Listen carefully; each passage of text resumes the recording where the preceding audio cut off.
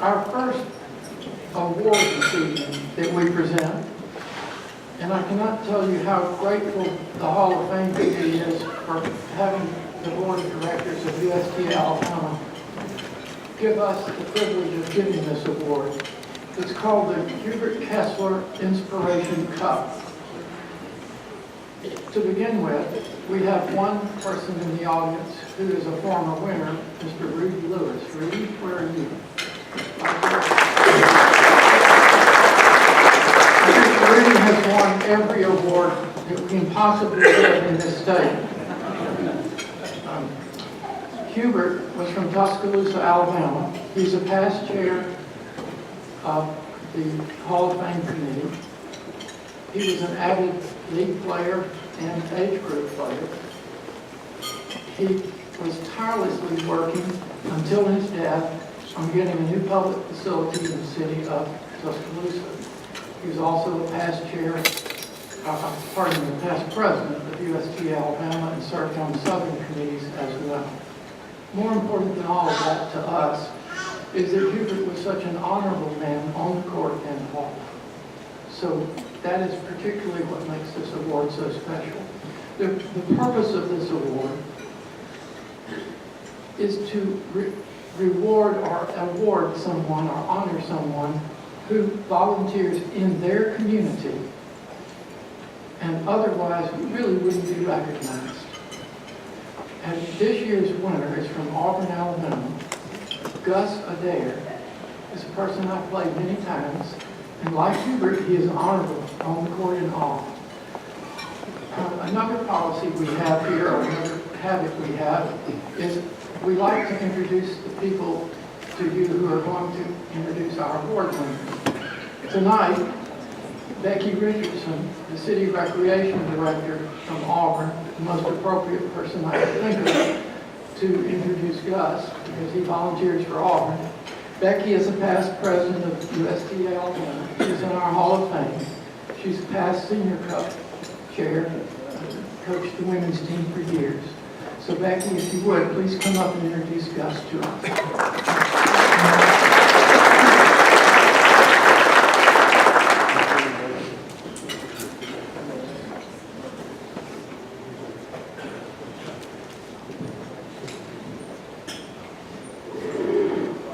In thinking about how to introduce Gus for this award, I thought of a quote that I had heard not long ago. It says, volunteering is the ultimate exercise in democracy. You know, you only vote in an election once a year. But when you volunteer, you vote every day about the kind of community you want to live in. And that says a lot about Gus. He does such a number of things in Auburn. He's a member of the local Community Tennis Association board. He represents them at various planning exercises for recreation in Auburn. He's even been known to come to city council meetings when he thinks something might be discussed that he needs to know about. He volunteers for every type of tournament that we have. He was actually out volunteering yesterday at the 55 Southern. He's done everything from arranging transportation for pro events, to serving lunches, to sweeping courts, to running the check-in desk. Anything that you can name, Gus is willing to do it.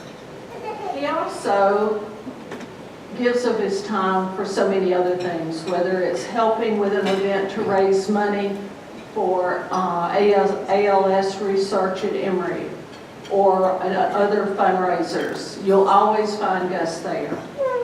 And one of the things that he instigated this year, and by instigated I mean he kind of put pressure on the Parks and Recreation Director, that he wanted the tennis center to have more landscaping, more beautification. So this summer, if you come to a tournament in Auburn, you'll see over 100 daylilies blooming.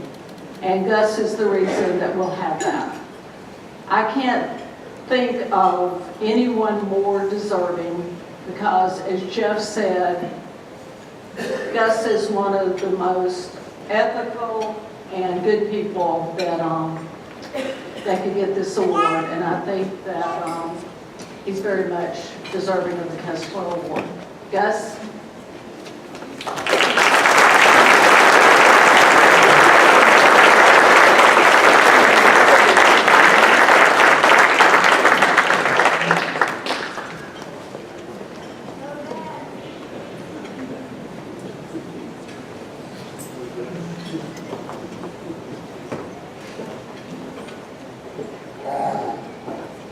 Thank you very much, Becky.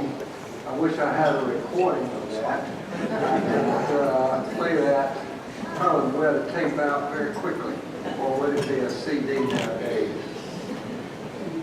Anyway, I certainly feel honored to be here and receive this award. Hubert Kessler, as has been mentioned, is one of the finest gentlemen in Alabama tennis.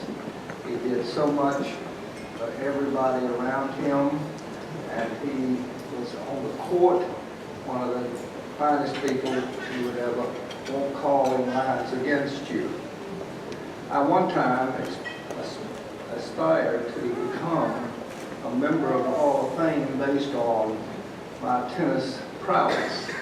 However, when I got here this evening and looked at the list of Hall of Fame members, and as I look around and see many of you, I understand now why I did not make it. But I must say that I enjoyed playing each and every one of you that I did have the privilege to lose to. I want to make a few comments about Brett Peterson. He's one of the people who observed some of the small things that I have done to hopefully help tennis in Auburn. And he was kind enough to put my name forward, and I appreciate him immensely. He works extremely hard, and if you volunteer for Brett, then you can, you better tie your shoes up tight because you're going to be on the go.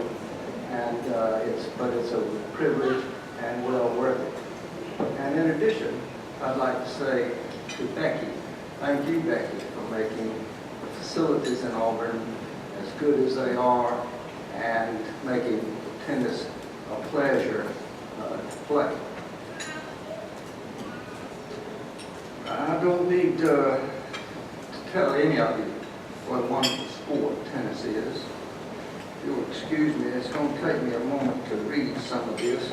My hands are shaking. You would think I was at Wimbledon about to receive serve or something like that. I was about to have to serve at 30-40 or something like that. But anyway, I met many great people, developed some wonderful friendships, and I can't think of any person that I played against or with who was not really kind and supportive.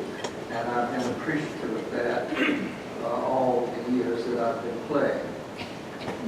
Sometimes when you go to a tournament, you expect to meet good people, and sometimes friendships evolve. But also, to one's surprise, romance may be in the making.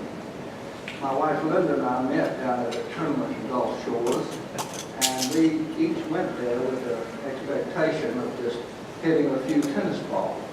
But fortunately for me, some romance evolved, and we're still trying to hit tennis balls, and for the past 25 years, we've had a lot of love involved in our efforts to play.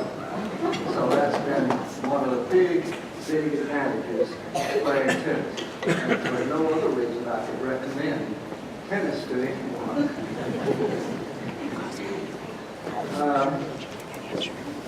Tennis has been a great catalyst to me, or for me, for making friends, meeting people, and I wanted to express myself in such a way that by the time I got done, somebody would have a tear in your eye, others would be laughing, and I thought of all the things to say to accomplish that. However, I have forgotten what I thought of that was so brilliant, which you know, it's age, you know how that is. What's the score now? What game is this? And don't even get involved in playing a tiebreaker. No. 10 points, 7 points, swap now. Oh. But it did remind me of a story, a doubles partner I had. This fellow, he always liked to be dressed in the latest fashion. And at one time, a particular type of hat became the thing to wear. And needless to say, my partner had one. And but one time, he couldn't find it. He became quite disturbed. Where's my hat? Where's my hat? I think part of the reason was a little bit too much beverage from the night before. He came up with this idea. I'll go to church on Sunday. Everybody will be there with their hat. They'll hang them on a hat rack, and I can get one. Well, it just so happened that the sermon that day was on the Ten Commandments. And as the preacher was delivering his sermon, my friend decided, okay, I'm not going to get that hat. On the way out of church, he wanted to stop and express to the preacher his appreciation for saving him from committing this sin. So he goes up to the preacher, thank you, preacher, you saved me from committing a sin. I was going to steal a hat, and you kept me from doing it. And the preacher said, oh, was it when I said, thou shalt not steal? He said, oh, no, preacher. It was when you said, thou shalt not commit adultery, I remembered where my hat was.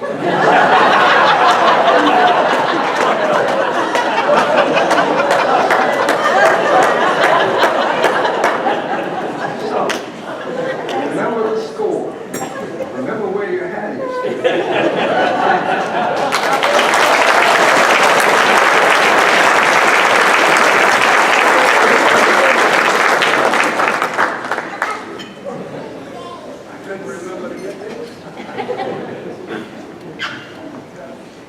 In addition, there is a very large trophy that stays in the USTA Alabama office called the Hubert Kessler Inspiration Cup. And Gus's name is permanently put on there for him. So I know that's not a cup, but I'll help run it over. Thank you, guys.